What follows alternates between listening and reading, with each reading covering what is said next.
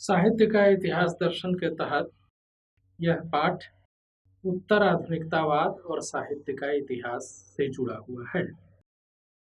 इस पाठ को पढ़ने से आप सबसे पहले तो उत्तर आधुनिकतावाद के स्वरूप और उसकी प्रकृति से परिचित हो सकेंगे। दूसरी बात यह है कि उत्तर आधुनिकता और इतिहास के संबंध को समझ पाएंगे और तीसरा इसी के आधार पर साहित्य के इतिहास पर उत्तर आधुनिकतावाद के प्रभाव को समझ सकेंगे। इसमें सबसे पहली बात यह है कि उत्तर आधुनिकता पश्चिमी समाजों में पैदा होने वाला एक विचार दर्शन है। पश्चिमी दुनिया में जो भी विचार दर्शन या विचार पद्धतियां पैदा हुई हैं उनका प्रभाव पिछले 150 सालों से अधिक से हिंदी साहित्य पर पड़ता रहा है। लेकिन उत्तर आधुनिकतावाद की स्थिति पश्चिमी दुनिया के अन्य दर्शनों से थोड़ी सी विशिष्ट है साहित्य के मामले। इस अर्थ में कि मार्क्सवाद भी एक विचार पद्धति ही थी, विचार दर्शन ही था, किंतु उससे जुड़े हुए विभिन्न किस्म के साहित्यकार थे जिनको एक तरह के आदर्श के रूप में ग्रहण किया जाता था। उसी तरह से दूसरा जो पश्चिम में पैदा हुआ विचार दर्शन हिंदी साहित्य को प्रभावित करता है वह है अस्तित्ववाद। अस्तित्ववाद के साथ भी यह रहा कि ज्यादातर अस्तित्ववादी चिंतक, उदाहरण के लिए सार्त्र, काफ्का, कामू, इन लोगों ने साहित्य भी लिखा है। इसलिए अस्तित्ववाद पर भी बात करते हुए आपको साहित्य के कुछ प्रतिरूप मिल जाते हैं। जबकि उत्तर आधुनिकतावादी जो भी रहे हैं उनमें से साहित्यकार कोई भी नहीं रहा है। इसलिए साहित्य के विशिष्ट प्रतिरूप ऐसे नहीं हैं जिनके आधार पर आप कह सकें कि यह उत्तर आधुनिकतावादी साहित्य है। तो एक कठिनाई तो यह है जो साहित्य के इतिहास के साथ उत्तर आधुनिकतावाद को समझने में आड़े आती है। दूसरी कठिनाई यह है कि उत्तर आधुनिकतावाद कोई बहुत स्पष्ट चिंतन पद्धति या उसके विचारक बहुत ही स्पष्ट तौर पर नहीं है।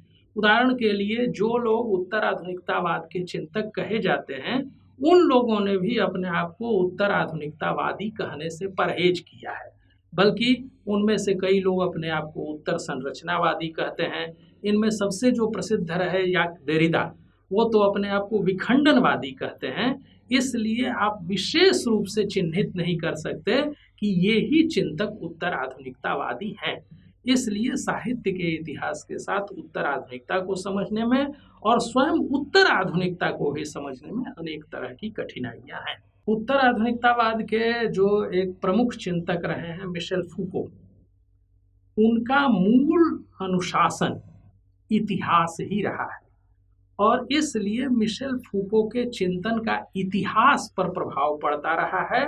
और इस नाते से हम साहित्य के इतिहास के प्रसंग में इतिहास पर जो मिशेल फूको का प्रभाव है उसके जरिए भी बहुत कुछ साहित्य के इतिहास से उसके संबंध को कह पाएंगे, बता पाएंगे। पश्चिम में उत्तर आधुनिकतावाद जिस परिस्थिति में पैदा हुआ वह 60 का दशक था और 60 का दशक पश्चिम में विशेष रूप से वर्गीय आंदोलनों के मुकाबले अस्मिता आधारित आंदोलनों के लिए जाना जाता है। उदाहरण के लिए नारीवादी आंदोलन, अश्वेत आंदोलन और अन्य तमाम तरह की सांस्कृतिक अस्मिताओं के आंदोलन। ये जो आंदोलन हुए इनमें वर्गीय आंदोलनों के मुकाबले एक दूसरे तरह के तत्व था। इसलिए उत्तर आधुनिकतावाद की पैदाइश उस विशेष परिस्थिति में हुई है।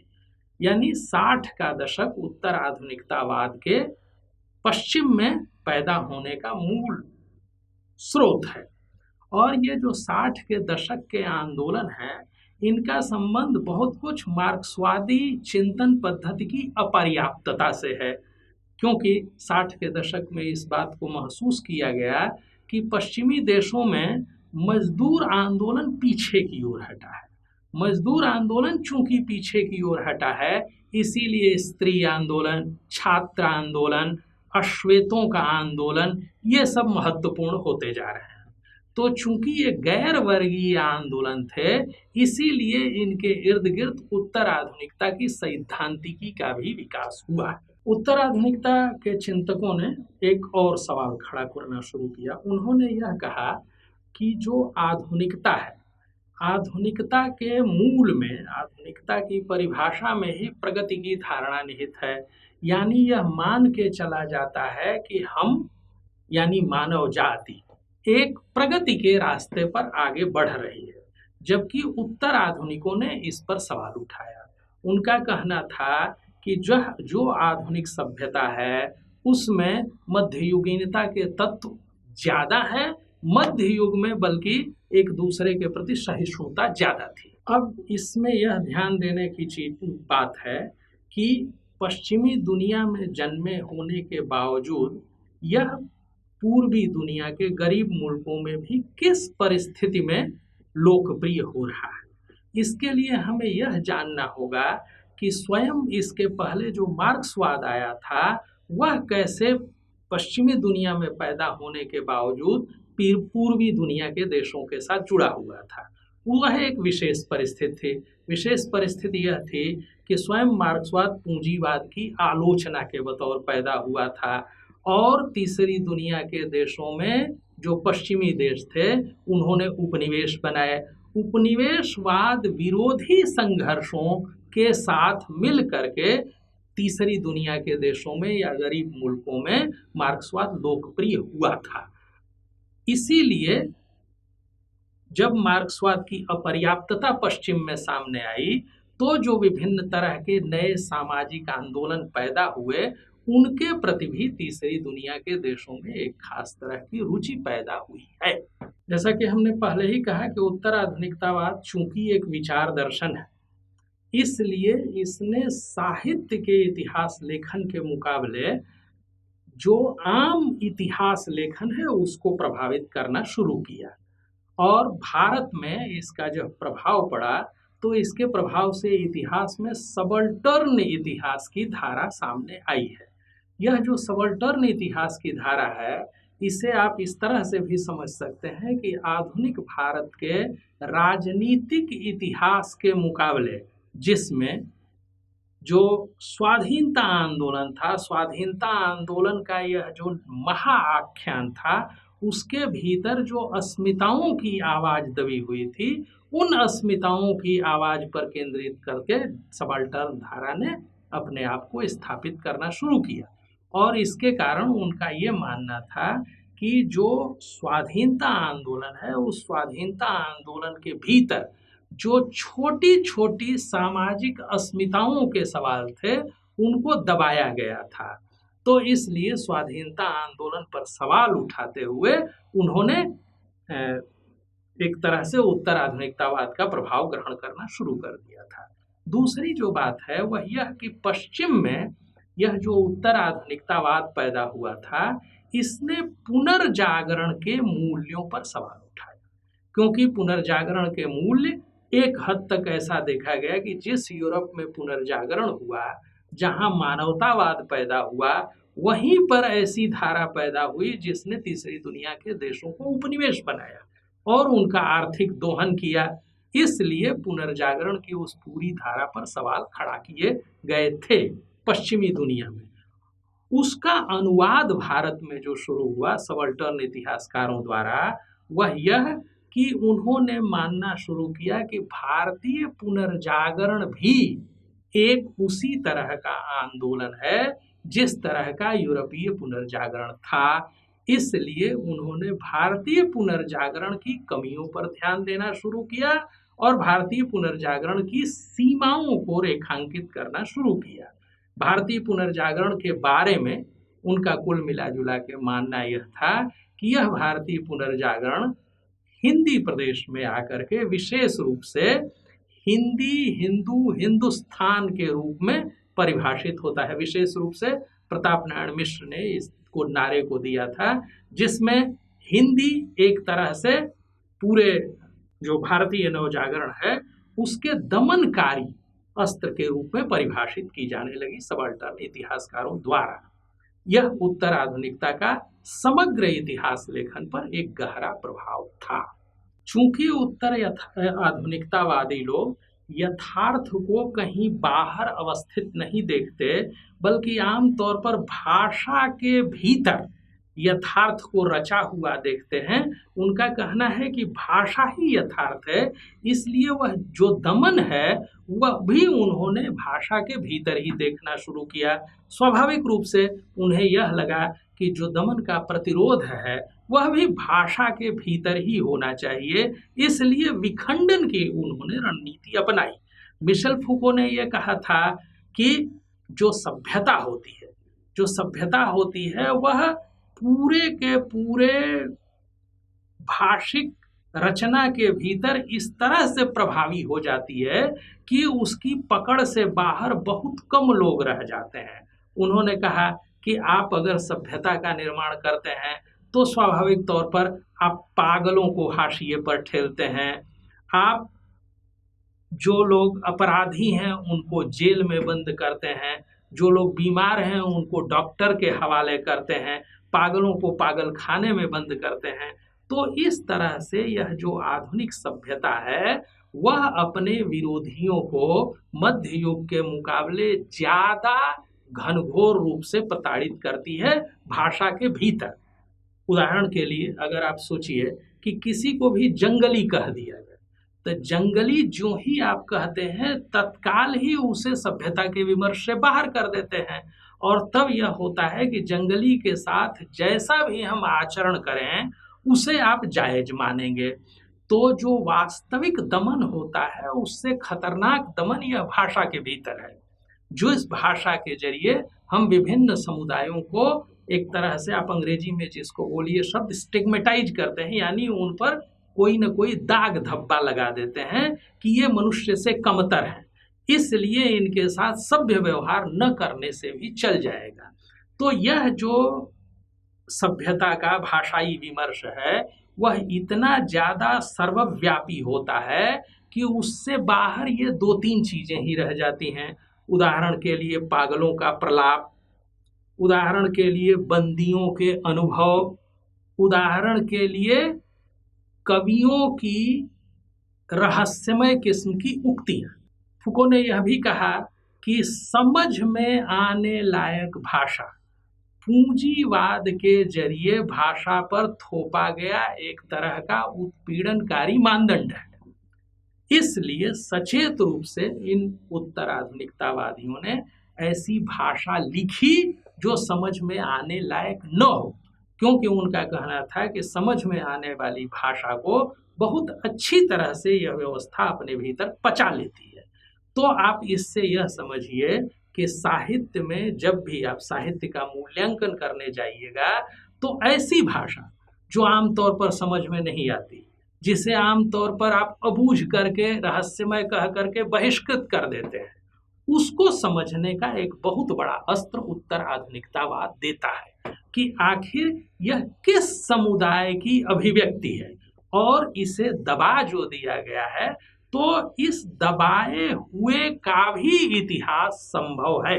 इसलिए आप ध्यान दीजिएगा कि उत्तर आधुनिकतावाद के प्रभाव से हिंदी साहित्य के भीतर विभिन्न अस्मिताओं के दृष्टिकोण से भी इतिहासों का लिखा जाना शुरू हुआ है। उदाहरण के लिए आधा इतिहास, उदाहरण के लिए ओझल इतिहास, यह सब जो शब्दावली है वही अपने आप में बताती है कि इससे पहले का इतिहास, जिनका इतिहास था, उनसे यह ओझल रह गया था। इसको आप इस तरह से समझ सकते हैं कि उदाहरण के लिए स्त्रीवाद ने क्या कहा? उन्होंने कहा कि जो हिस्ट्री है, इतिहास अंग्रेजी में कहिए हिस्ट्री, तो हिस्ट्री इज हिज स्टोरी, यानी मर्दों की कहानी ही इतिहास है। यानी जो लोग समाज में दबा दिए गए हैं उनकी अभिव्यक्ति इतिहास में हमें उपलब्ध नहीं हो पाती है। तो इसलिए इसी तरह से उन्होंने एक शब्द गढ़ा मेन स्ट्रीम। तो कहा कि मेन स्ट्रीम, आप सुनेंगे जब भी हिंदी साहित्य को पढ़ेंगे कि एक मुख्य धारा होती है, तो मुख्य धारा को अंग्रेजी में मेन स्ट्रीम कहा जाता है। उन्होंने कहा, स्त्रीवादियों ने, कि main stream is male stream, यानी जो मुख्य धारा है वह मुख्यतः पुरुषों की धारा है।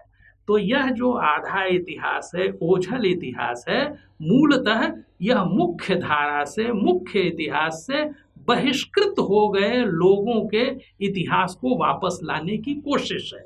लेकिन इस कोशिश में आप वैसी ही व्यवस्था नहीं पा सकते हैं जैसी व्यवस्था मुख्य धारा के इतिहास में मिलेगी, क्योंकि जो लोग दबाए गए हैं उनकी अभिव्यक्तियां विरूपित हो गई हैं, उनसे संबंधित सारे दस्तावेज नष्ट हो गए हैं। इसलिए उनके इतिहास को पुनर्निर्मित करने के लिए आप अगर कहेंगे कि सिर्फ लिखित साहित्य के जरिए हम पुनर्निर्मित करेंगे तो यह उनके साथ अन्याय होगा, बल्कि आपको साहित्य के इतिहास के लिखने के लिए अन्य साधनों तक भी पहुंचना पड़ेगा। इसी नाते से हम देखते हैं कि मौखिक इतिहास की भी उपस्थिति हिंदी साहित्य के इतिहास में होने लगी है, और उसके जरिए भी जो यह ओझल हो गए लोगों का इतिहास है, जो आधी सभ्यता का इतिहास है, इन सबको पुनर्निर्मित करने की कोशिश हो रही है, ताकि जो मुख्य धारा का साहित्य इतिहास है उसको प्रश्नांकित करके जो वंचित तबके हैं उनके इतिहास को भी सामने लाया जा सके। उत्तराधुनिकतावाद के प्रभाव से यह जो अस्मिता विमर्श है, अस्मिता विमर्शों पर ध्यान देने से दो तरह के लेखन की ओर लोगों का ध्यान गया है, एक तो स्त्रीवादी लेखन, दूसरे दलित लेखन। अब आप इन दोनों की निगाह से हिंदी साहित्य के इतिहास की पुनर्परीक्षा चल रही है। आप देखेंगे कि पिछले दिनों प्रेमचंद को लेकर के बहुत सारे विवाद हुए। प्रेमचंद को लेकर के यह जो विवाद हैं ये उतना नकार देने वाली चीज नहीं है, क्योंकि आप स्वाभाविक रूप से इसके जरिए यह देखेंगे, क्योंकि जैसा कि कहा गया है उत्तराधुनिकता में कि आपको जो लिखा हुआ है उसी पर ध्यान नहीं देना चाहिए, ध्यान उस पर भी देना चाहिए जो लिखा नहीं गया है, क्योंकि जो लिखा नहीं गया है दरअसल उसे दबाया गया है। तो इसलिए जो पुराने व्यक्तित्वों पर सवाल उठ रहे हैं उनका स्वागत किया जाना चाहिए। स्त्रीवादी नजरिए से जब आप देखते हैं तो भाषा, पूरी की पूरी भाषा आपको एक तरह की मर्दवादी भाषा के रूप में दिखाई पड़ने लगती है। उदाहरण के लिए धूमिल की कविता में एक वाक्य आता है कि जिसकी भी पूंछ उठाया उसको मादा पाया। ये अपने आप में एक स्त्री विरोधी भाषा है। इस पर सवाल उठाए गए और विभिन्न व्यक्तित्वों के बारे में सवाल उठाए गए, जिसमें प्रेमचंद के बारे में सर्वाधिक गहरी बहसें हुई हैं, और वे खारिज कर देने लायक बहसें नहीं हैं, क्योंकि मुझे ये लगता है कि इसके जरिए हम जिसको हिंदी कहते हैं, जिसको हिंदी साहित्य का इतिहास कहते हैं, उसकी उन सीमाओं को भी देख सकते हैं जिन सीमाओं के जरिए उसका निर्माण हुआ है। क्योंकि जब भी किसी चीज का निर्माण होता है तो कुछ चीजों को छोड़ दिया जाता है, और जिन चीजों को लिया जाता है उन चीजों को शामिल करने की भी एक राजनीति होती है। इसलिए उत्तराधुनिकतावादियों ने कैनन, मतलब कौन सी चीज ऐसी है जो मानक है, जिस मानक के आधार पर अन्य चीजों को जांचा जाएगा, तो इस कैनन निर्माण के भीतर कैसे सामाजिक शक्ति संबंध छुपे हुए हैं, ये एक ध्यान देने की बात है। क्योंकि इसके जरिए आप एक धारणा को समझ सकते हैं कि फूको क्या कहता है। फूको ये कहता है कि जो दमनकारी सत्ता है वह सिर्फ पुलिस और फौज में महदूद नहीं रह गई है, बल्कि वह समाज की विभिन्न संस्थाओं तक प्रसारित हो गई है। उदाहरण के लिए परिवार, तो परिवार में आप देखिएगा कि शिष्टाचार के जितने भी मानक हैं वह एक हद तक छोटे को छोटा साबित करने की ओर ले जाते हैं। बच्चे को दबकर रहना चाहिए, परिवार के ढांचे की यह मूल बात है। तो परिवार के लोकतंत्रीकरण के विरुद्ध खड़ा हो जाता है ऐसा साहित्य। तो हमारी पूरी भाषा जिस सामाजिक वातावरण में बंधी हुई है उसी को वह प्रमोट करती रहती है, उसी को वह आगे बढ़ाती है। इसलिए उत्तराधुनिकतावादी अगर उस भाषा पर सवाल खड़ा करते हैं तो वह सिर्फ भाषा पर सवाल नहीं है, बल्कि उस सामाजिक शक्ति संबंध पर सवाल है जो सामाजिक शक्ति संबंध उस भाषा में अभिव्यक्त होता है, उस भाषा को जन्म देता है और उस भाषा के जरिए और भी मजबूत होता है। इसलिए यह जो साहित्य इतिहास लेखन की उत्तर आधुनिकतावादी दृष्टि है, ये अनेक चीजों से जुड़ी हुई है, जिसमें एक बात जो है वह है कि हिंदी नवजागरण या भारतीय नवजागरण पर सवाल उठाना। दूसरी चीज जिससे जुड़ी हुई है वह है कि साहित्य की मान्य भाषा पर सवाल उठाना। और तीसरी चीज जिससे जुड़ी हुई है वह यह कि भाषा के भीतर अस्मिताओं के दबाने का जो पूरा तंत्र विकसित हुआ है उस पर सवाल उठाना। तो इस तरह से आप कह सकते हैं कि उत्तर आधुनिकतावाद का साहित्य इतिहास लेखन पर जो प्रभाव पड़ रहा है वह हिंदी साहित्य के इतिहास को भी, हिंदी साहित्य के इतिहास लेखन को भी एक तरह से समृद्ध कर रहा है और आगे बढ़ाएगा। उत्तर आधुनिकतावाद एक तरह से कह लीजिए तो समझा जाता रहा है कि ये इतिहास विरोधी चिंतन पद्धति है। इसलिए उत्तर आधुनिकता के साथ जुड़े हुए जिन शब्दों को आमतौर पर सुना जाता है वह है इतिहास का अंत, विचारधारा का अंत, आख्यान का अंत, लेखक की मृत्यु इत्यादि इत्यादि। तो सब कुछ के अंत के बतौर इसको परिभाषित किया जाता है। लेकिन ये सब चीजें आपस में जुड़ी हुई नहीं है, हालांकि जुड़ी हुई भी है।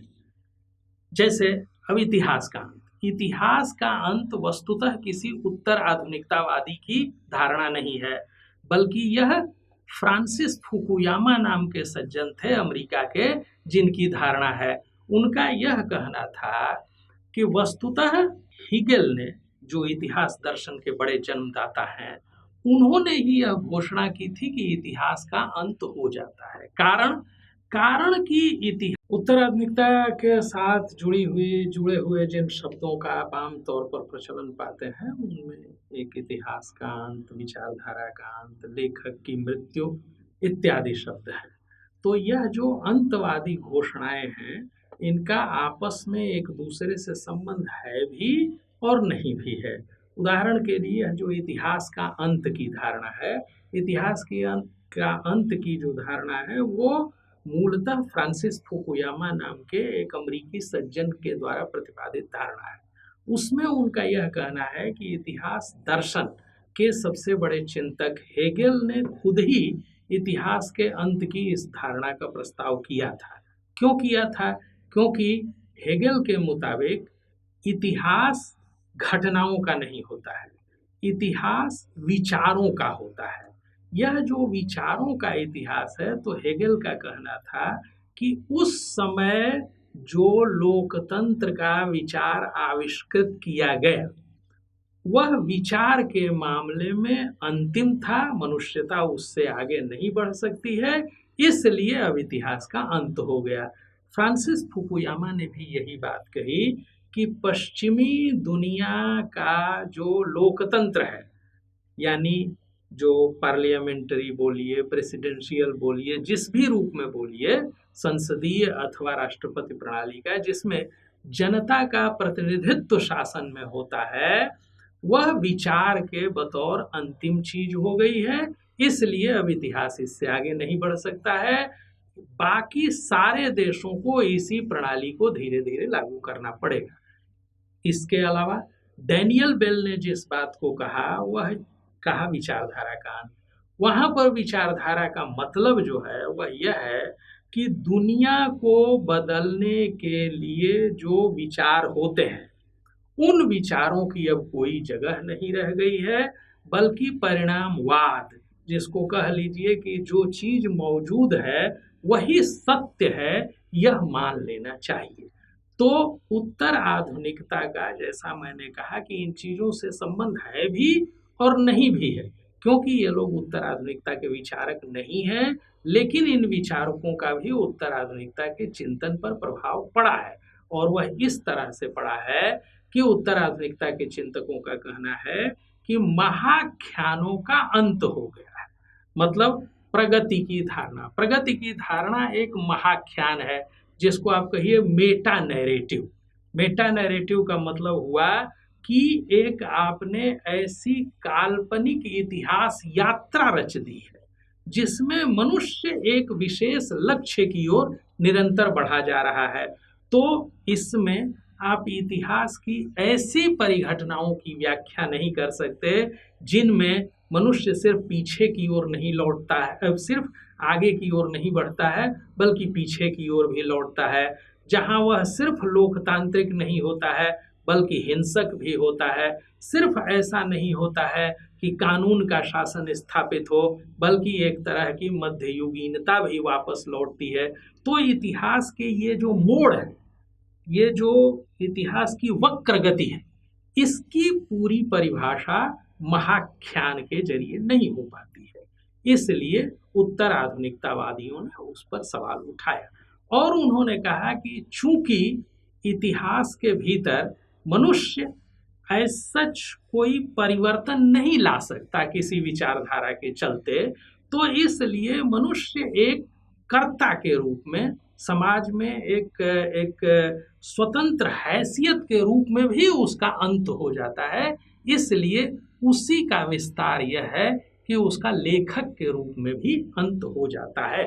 लेकिन इन सब के बावजूद स्वयं उत्तर आधुनिकतावाद भी इतिहास के चक्र से नहीं बच सका है और इसलिए आप जानते हैं कि इस समय पश्चिमी देशों में भी उत्तर आधुनिकतावाद का चिंतन उतार पर है, क्योंकि जो ऐतिहासिक घटनाएं हैं उनका क्रम जिस तरह से आगे बढ़ा उसमें उत्तर आधुनिकतावाद के लिए उतनी जगह नहीं रह गई। इसमें एक जो अंतिम सवाल जिस पर मैं महत्वपूर्ण ढंग से सोचना चाहूँगा और मैं चाहूँगा कि आप सबको भी सोचना चाहिए, वह यह कि ये जो अस्मिता विमर्श का साहित्य है, इस अस्मिता विमर्श के साहित्य में आत्मकथाओं की इतनी ज़्यादा मौजूदगी क्यों है? क्या कारण है कि जिसको आप अमेरिका का ब्लैक लिटरेचर कहते हैं उसमें आत्मकथाएं इतनी ज़्यादा हैं, हिंदी का जिसे आप दलित साहित्य कहते हैं उसमें आत्मकथाओं की इतनी भरमार है, यहाँ तक कि स्त्री साहित्य में भी धीरे धीरे आत्मकथाएं बढ़ती जा रही हैं। तो इन आत्मकथाओं का महत्व ही यही है कि इनके जरिए सत्य ज़्यादा अच्छी तरह से सामने आता है। जो दबाया हुआ है, जो कुचला हुआ है, जिसकी अभिव्यक्ति इतिहास में कहीं पर नहीं दिखाई पड़ती है, उस अभिव्यक्ति को सामने लाने के लिए आत्मकथा एक बहुत महत्वपूर्ण औजार हो जाता है। दूसरे, आप देखिएगा कि जिसको पहले मैंने कहा कि शिष्टता, भाषा में सभ्यता, ये सब चीज़ें इन दलित लेखकों का कहना है कि ये दमनकारी है। कारण यह है, और दलित लेखकों की अधिकांश कृतियों में आप देखिएगा कि जिन्हें आप अश्लील कहते हैं उन शब्दों का व्यवहार होता है। विशेष रूप से जो गालियां दलितों को दी जाती हैं वह उसी तरह से दलित लोग लिखते हैं, और उसका कारण यह है कि वो ये कहना चाहते हैं कि जो ही आप सभ्य भाषा का निर्माण करते हैं, हमें दी जाने वाली गालियां उससे बहिष्कृत हो जाती हैं।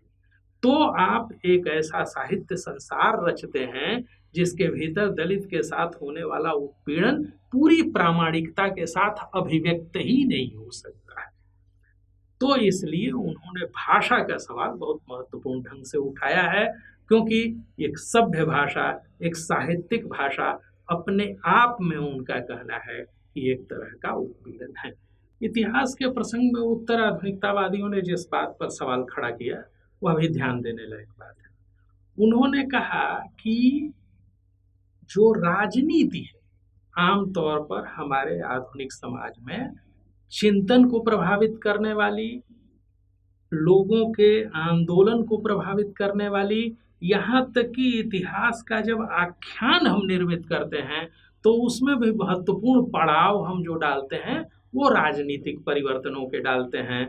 तो उनका कहना था कि आधुनिक काल में राजनीति बहुत ही महत्वपूर्ण तत्व हो गया है लोगों के चिंतन में, जबकि वास्तविकता में राजनीति लोगों के जीवन को उतना शासित नहीं कर रही है, क्योंकि स्वयं राज्य जो है उसकी पहुंच उतनी अधिक लोगों के दिमाग तक नहीं रह गई है। उदाहरण के लिए पश्चिमी समाजों के आधार पर उन्होंने कहा कि विज्ञापन, टीवी, टेलीविजन लोगों के जीवन को ज़्यादा प्रभावित कर रहा है।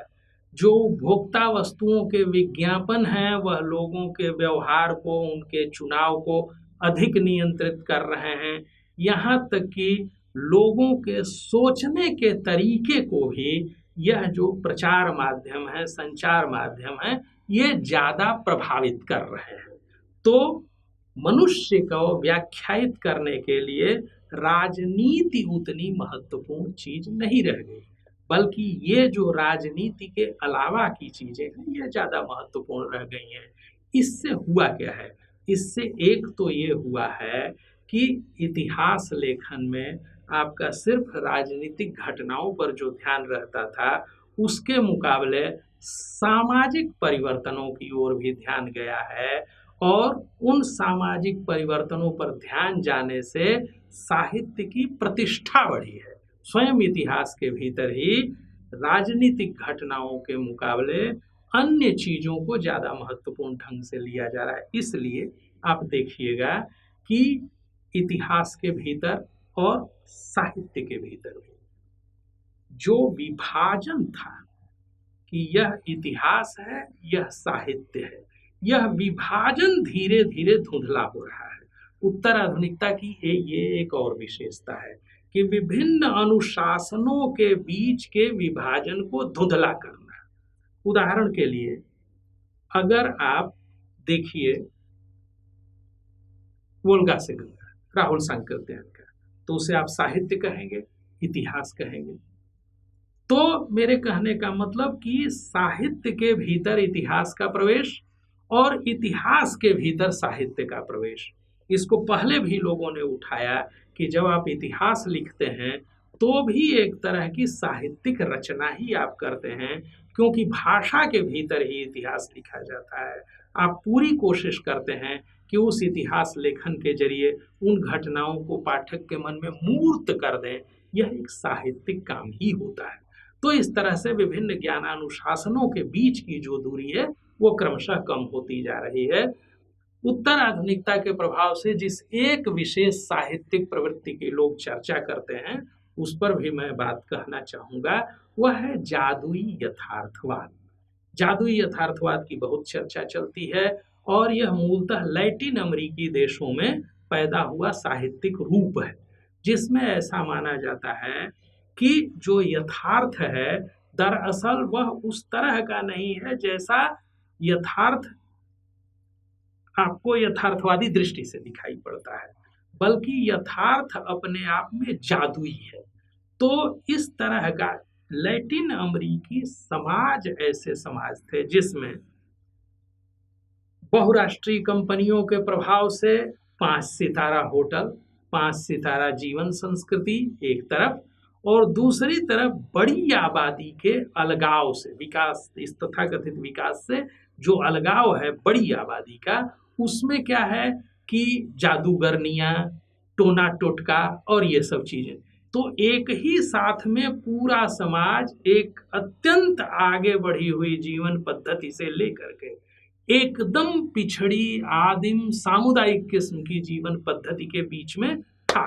ये सारी चीजें एक साथ उपस्थित होने के कारण जो यथार्थ था वह एक तरह से जादुई दिखाई पड़ता था।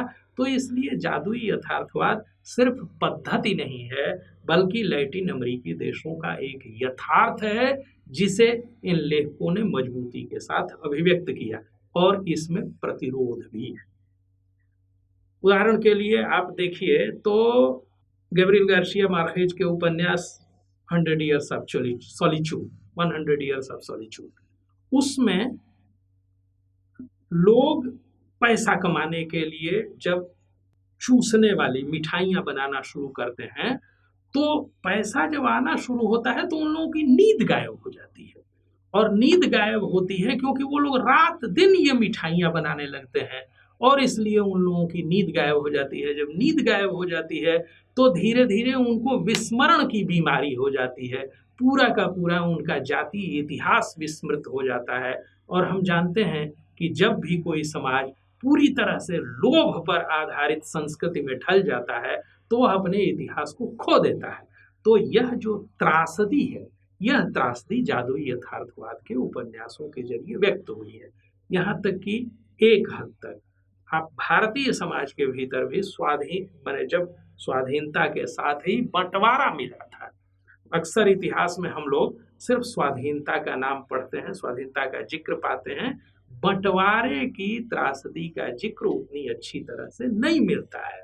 तो आप देखिएगा कि यह जो बंटवारा है अपने आप में एक तरह की अविश्वसनीय चीज है। यदि हम देखेंगे, उदाहरण के लिए अगर आप मिडनाइट चिल्ड्रन सलमान रश्दी का उपन्यास देखें, तो सलमान रश्दी के उस उपन्यास में यह जो भारतीय उपमहाद्वीप है, इसका यथार्थ अत्यंत ही अविश्वसनीय ढांचे में दर्ज किया गया है। मतलब कि जैसे जो विभाजन था और अंग्रेजों का शासन समाप्त होने के बाद भी अंग्रेजी ढांचे में ही रहना, जिसको उसने एक कहानी के जरिए कहने की कोशिश की है कि एक अंग्रेज का मकान है, उसको वह विभिन्न किराएदारों को देता है, किराएदारों को बड़ी असुविधा होती है, लेकिन वह कहता है कि 15 अगस्त 1947 तक आप इस मकान में कोई परिवर्तन नहीं कर सकते हैं। 15 अगस्त 1947 के बाद आप जो चाहे सो परिवर्तन करिएगा। जब 15 अगस्त 1947 आता है और जब अंग्रेज चला जाता है, तो इन किराएदारों को लगता है कि वह मकान, उस मकान में वे जो परिवर्तन करना चाहते थे वो परिवर्तन किए बिना भी अब उस मकान में रह सकते हैं।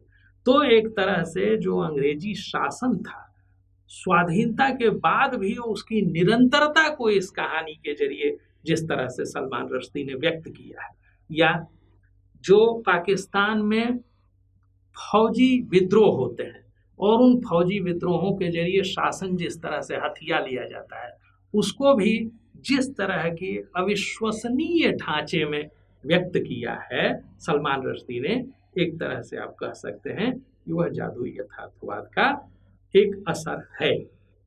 तो मेरे कहने का मतलब यह है कि साहित्य के भीतर उत्तर आधुनिकतावाद के प्रभाव से अनेक प्रवृत्तियों का जन्म हुआ है, जिसमें जो जादुई यथार्थवाद है वह भी एक चीज है, लेकिन उसे समझा कम जा रहा है, ज्यादा उसका नाम लिया जा रहा है। दरअसल वह यथार्थ को, और एक ऐसे यथार्थ को जो वास्तव में अविश्वसनीय है, अकल्पनीय है, उसको व्यक्त करने का एक तरीका है।